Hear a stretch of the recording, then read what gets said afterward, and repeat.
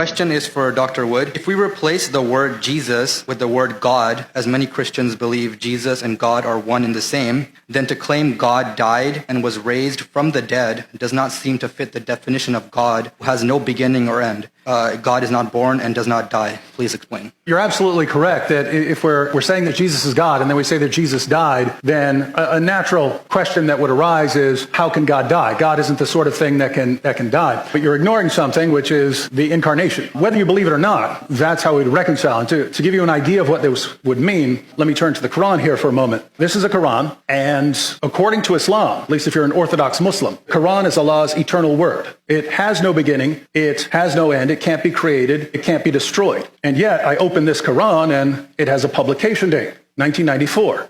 It's made of paper and glue and ink. It will eventually fall apart. This Quran will eventually fall apart. So think about this. How can Allah's eternal, uncreated, incorruptible word have a beginning and eventually fall apart? And the answer, according to Islamic theology, is that the Quran has two natures. It's the eternal word of Allah, but it enters into our world in a physical form made of paper and glue and ink. And so this Quran has two natures, and since it has entered into our world and taken on a physical form, it can be corrupted, it can be destroyed, even though that wouldn't make sense to talk like that of the eternal Quran. So if that's Islamic theology, I don't know how we can look at John 1:1. In the beginning was the Word, and the Word was with God, and the Word was God, and the Word became flesh and dwelt among us. And since the Word, which was God, entered creation and took on a human nature, then he could die. If you say that's false or illogical or incoherent, I don't know how you would do so without rejecting Islamic theology as well. The question is for Mr. Wood. In the very beginning